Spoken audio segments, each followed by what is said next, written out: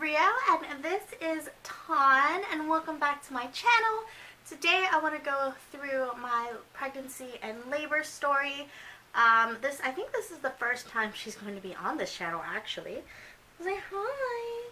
So it's been 3 months since she was born and I thought I would go and share my whole pregnancy and labor story with you guys. Because when I was pregnant, I loved watching this. And just trying to get like the feel of everything and going through like seeing how other mothers like went through it, and so I kind of wanted to share it with you guys as well. So I'm gonna put her down for her bottle and then we're going to be getting talking before she gets too cranky. Okay, so while she's eating, I'm gonna go talk about all of the stuff, and probably after she's done with that bottle we will have her back on this side out of her chair. So we found out I was pregnant around, I want to say late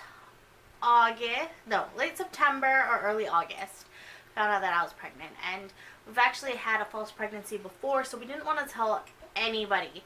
We didn't want to tell anyone that I was pregnant until we knew for sure. And if you didn't know, you have to wait until like 6 to 8 weeks for your first ultrasound.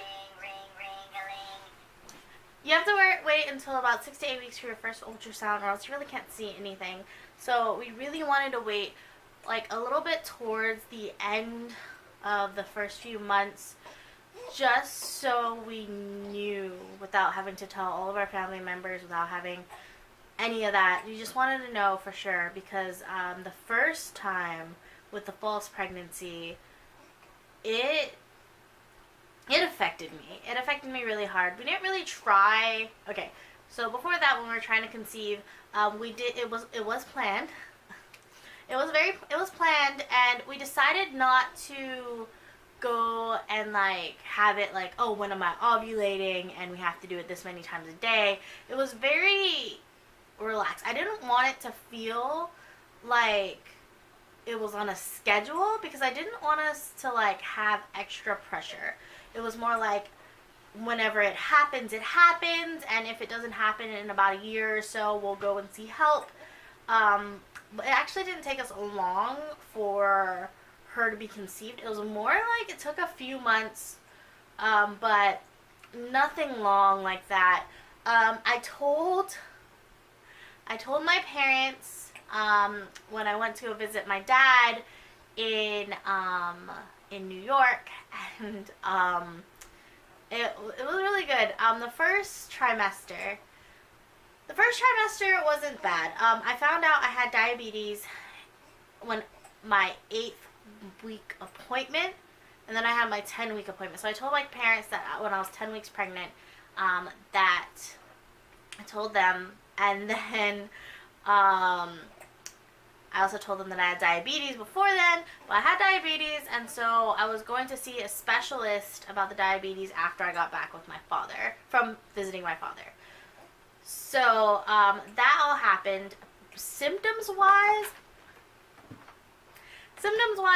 it wasn't that bad. I was a little queasy, but nothing crazy.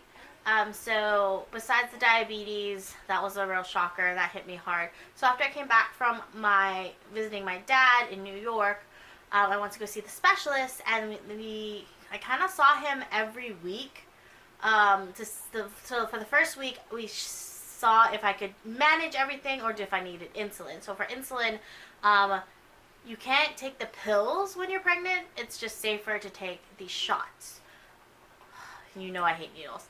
But to take shots. So I ended up having to take insulin. We started from like 5, and then we went all the way up to like 30, which was like crazy. But I took insulin, and I saw my doctor so often.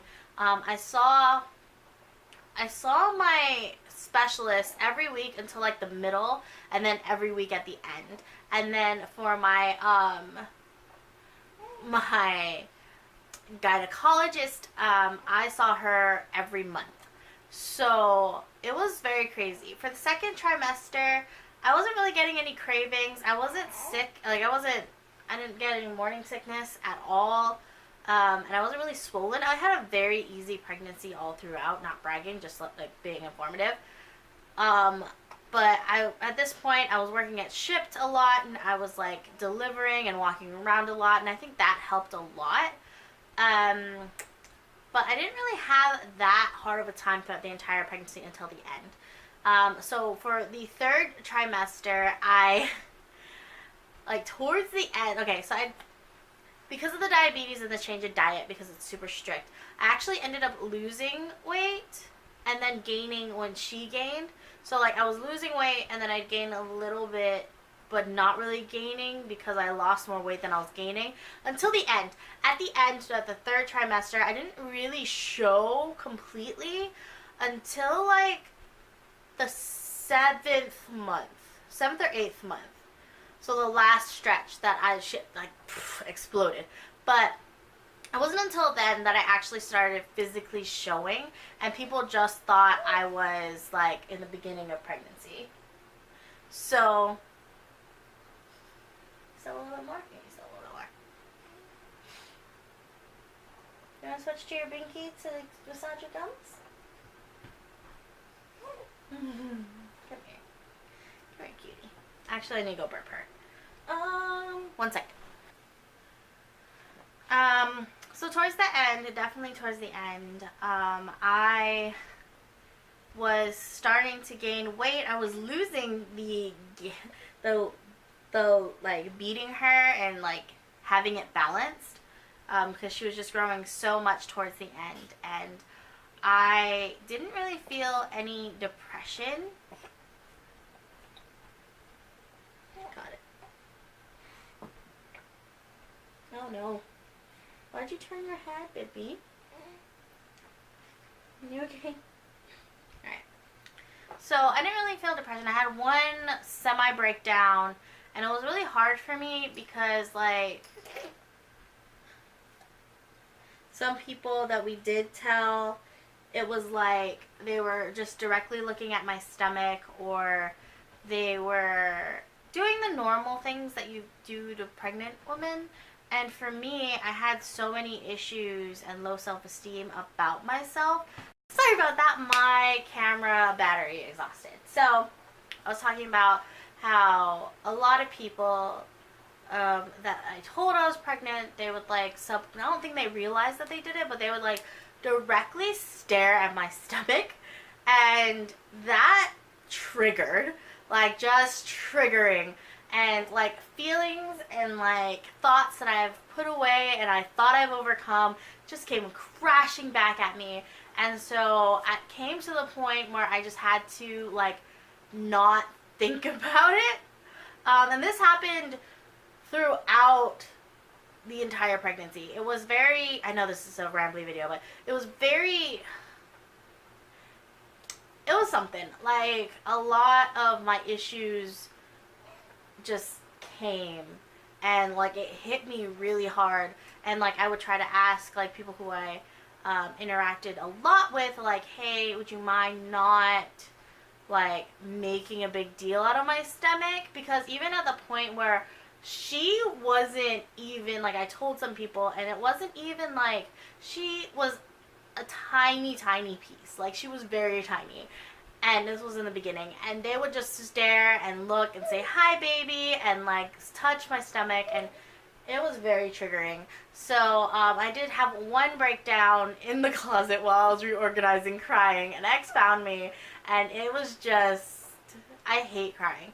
Like, I don't think I even talk about this that much, but like for me, because my dad was gone, he was deployed a lot. And so being the oldest child, I felt like I had to be strong.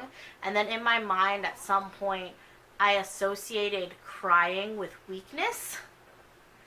And so I put like this very tough exterior, and I'm still trying to be like, it's okay to like show that you're vulnerable, show that you cry. I don't know. It's just, for me, for the longest time, crying equaled weakness, and I don't, it's hard to overcome that after so many years of that. But I had one breakdown, and I did not throw up. That was like my mission. That was my mission the entire time. Throughout the entire pregnancy, I did not throw up at all, which was awesome. Didn't really have cravings. At the end, I did have some Braxton Hicks contractions, which is crazy. Like the first one that I had, my back hurt so much. Like and it was like right before we were going to bed, and she was like kicking like crazy. I was having these contractions, and then we had to go to sleep, and I could not sleep. That was like the worst sleep I've ever had throughout the pregnancy. I think the hardest thing about sleeping while I was pregnant was the fact that I like to sleep on my stomach, and I can't when you're pregnant. I couldn't sleep on my stomach, I couldn't sleep on my, I had to sleep on my side, and that was very difficult for me because I move a lot in my sleep, and so I had to like be very aware of that. I didn't need a pregnancy pillow. For the most part, I didn't really have problems sleeping either. Like I said, it was a really easy pregnancy. I did have a lot of Braxton Hicks contractions at the end. So around 37 weeks. Yeah, so about 30 weeks in, my diabetes specialist said that we are going to be inducing early around 35 to 39 weeks. So because of the insulin, and by that point I was starting to have like really high blood pressure, which is crazy because my blood pressure is always super low and like consistent, and just like not even anything I've ever had to worry about. So I definitely was kind of anxious about that because it was like, oh, we're inducing, and that was it. The whole time, my two doctors were talking to each other. I was going to them frequently. I was so sick of going to doctors, let me tell you. Like, the whole diabetic thing and the OBGYN, just everything. It was a little, like, more. Like, we had to pay extra more because of all the extra doctor's visits, but it was worth it. Plus the insulin and the test strips and all that stuff. But for diabetes, I think I'm going to write like an article about it, or maybe do a video about how I was the more in-depth version of like being pregnant and having diabetes, because when I was diagnosed, I definitely like looked and a whole bunch of like, I tried to do research, but there wasn't a lot on specific diabetic pregnancy things. And when you're diabetic and pregnant, it's a lot more strict than it is for when you're just normally diabetic. But so I'm thinking about doing another video about that at some point. But I was so sick of seeing the doctors, but about 37 weeks, 37 weeks, my doctor said, I was seeing both of them weekly at that point, because I was very tired of it.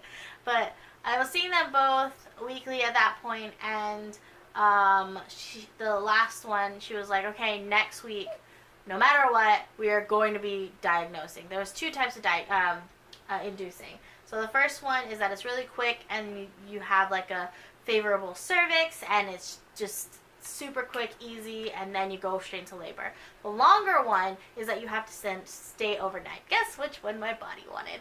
So the next week, I saw my diabetes specialist for the last time, and that was cool. I kind of want to show him, and I want to show him to her, and like have a picture, because seriously, he was so sweet. He was so understanding. He knew that this was my first baby, and so he was very understanding of all my concerns. So definitely was great.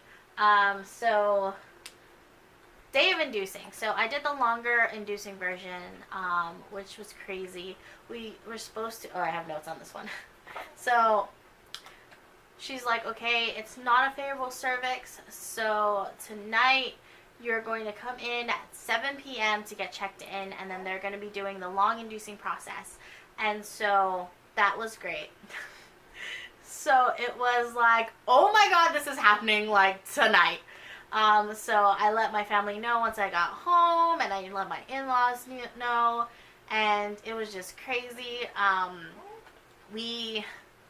got so many phone calls and everything, and it was just so great. Like, we made sure that I ate too. Not too much, but I needed to make sure that I ate, because I know that once labor starts and the long inducing hours, you could be there, like, it could take one, like, you could take one pill, it could take multiple, you could be there for a couple days. I didn't know what it was, what was going to happen, and I was kind of concerned, but we made sure that we ate, and then around 7 o'clock we started to go across the street, which is where my doctor's, the hospital is.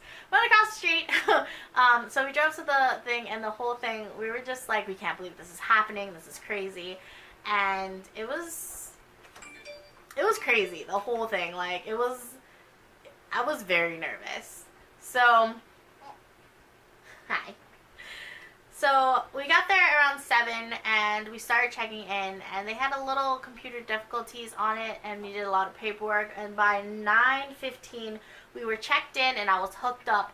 I have never had problems with getting, like, needles put in me, but oh my god, something happened that they tried here on my arm, they tried here, they tried here. They had to do this one, like, I have a little mark. I don't know if you can still see it. But there's a mark, like, right here, that you can still see. You can see it in some of my videos or even in some pictures. But, like, right here, there's still the mark where the IV was in, and it hurt so bad. But, like, they poked me so many times. It was freaking crazy. So they checked my blood sugar. They got everything done. They told me all the rules, how I'm not supposed to eat past 12. And so we made sure that I ate again. Just some small sandwich, nothing crazy. And I tried to go to sleep. So what they don't tell you is that you can go to sleep in the bed, but you have to be slanted, and that was so uncomfortable. Like, I had to be slanted in this bed, and then, like, I'd have to, poor X, I had to kind of, like, ask him to move the pillow over so I can slant the other way, and he kind of kept getting mad at me because I kept, like, I'm used to doing things, and I was stuck in this bed, and I'm like, do you need anything? He's like, stop, you literally cannot move. But, so they were doing the things. They assigned when they were going to give me the pills, because they had to be they had to give me a pill every 4 hours. And so, it's kind of intrusive, but every 4 hours I got it. So it was fine. It hurt. No, it was fine. So we tried to sleep as best as we could. We tried to relax, and everything went well. Everything went really well. So by 5:40 a.m., my water broke. So by 5:40, I was like, babe, I really need to pee. And so, this is kind of embarrassing, but I went to go pee, and then I'm like, okay, I'm done peeing. I stood up, and my water broke, and I didn't realize it broke. Like, it wasn't like this gush. It wasn't like it was like I couldn't control it, but it felt like I was peeing myself. Like, I peed, I thought I was done, I stood up, my water broke, and I'm like, I made a mess, and I think I peed myself. But turns out my water broke. I didn't know what to expect, but my water broke, and that's when the fun started. So by 7:45, I was 5 centimeters dilated and had a lot of contractions. The contractions weren't as, yeah, they hurt, and yeah, they were uncomfortable. I know. They're uncomfortable, and they hurt. They didn't hurt as much as I thought. I have a high pain tolerance, but I thought it was going to be more painful. You know what I mean? But my mother-in-law, she was like, you were sleeping through some of them. Because, like, you know that they hook you up and you can see the contractions as they're going. And she's like, she's having a contraction. They must have given her pills. But I didn't really take any pills about that. And I did have contractions, and I guess I slept through a couple of them. But some of them were worse than others. So that was something. So by, I think, maybe 10:30, 11-ish, we sort of started pushing. You okay? You're cute. She's just hugging her little, like, giraffe. But by 11:03, we had to take a break, and after that point, X had taken over the updates to my family because his mom was there. So it was Hi. But by 11:03, he had taken over the like updates with my phone. It's because me and my family have like a group chat on Viber. Not sponsored. I wish it was. And so from there, after our break from pushing, it went crazy. Like, it went crazy fast. So her heart rate started to drop. And they're like, okay, we need to get her out. We need to do this. We need to do an epidural, or we need to drug you. We need to do something. But we're probably going to have to do a C-section. So I was very against having an epidural. So doing the pushing and stuff, it didn't hurt. Like, you push so much that your brain feels like you're going to explode. But I was so set on not having an epidural because I had so much anxiety about the whole epidural thing. I did. Still don't want to think about it that much. But, like, I just did not want to deal with that. But I really wanted to have her naturally. So I'm like, okay, because the other one was putting me to sleep, right? And I just could not handle that. So what we did was they gave me the epidural. It sucked. The guy who gave me the epidural was so nice, and he was so understanding, and he was, God bless him. But I was a wreck. Like, you have to be in this, like, fetal position, or at least he had me. Had me in the fetal position, which was very uncomfortable. And then the worst part is that you cannot push. When they told me not to push right before, when they were trying to get the epidural guy to come over, but they told me not to push. And when you're having a contraction and you're not allowed to push, is the hardest thing to do during it, because your whole body wants you to push and you can't. That sucks. Hi. So it went like her heart rate's dropping. Then we went from epidural. Try pushing one more time. No? Okay. Gotta go. They wheeled me out. Actually, they're like, okay, we need to do a C-section. What they did was crazy. Like, all of a sudden, there were like 6 nurses and doctors. One was like giving me drugs through the epidural. One was making me take this shot thing. And she was like, just do like a tequila shot. Oh, I was like, oh, I don't drink. Okay. And, like, they were just prepping me for surgery and doing all these things. And I was like, I was so overwhelmed that I did not realize what was happening, like, to be honest, like, at all. But after that, they wheeled me out. And I don't know what happened, but apparently they gave X some clothes. The last thing I remember is they said, go get the husband. And I guess I was so exhausted from the pushing and the not sleeping very well and all that stuff. I fell asleep. And that's the last thing I remember. And then I came out of it, and the next thing I knew, X was holding the baby, and she was out and alive, and it was great. He told me later that, like, they took her out, and they brought her to a table, and how it has, like, through... You know how in movies and stuff, they have it like them crying like right out of the gate? She was not. She wasn't moving. She wasn't doing anything like that. And like he said for like 2 minutes was the scariest 2 minutes of his life. So, but she made some noise. She moved. They wanted her to cry, and she was just like, eh. Right? This is all him telling me is because I was asleep. But, hi. But she was born on 11/21 on April 19th, and I mean, I love her so much. Come here, you're so good. Yeah. Oh my God, I gotta get up. Hello, little love. Hi.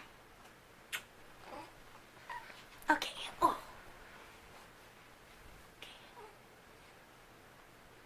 Alright, so the whole experience was definitely crazy. I know this was a very rambly video, but I just loved watching these things.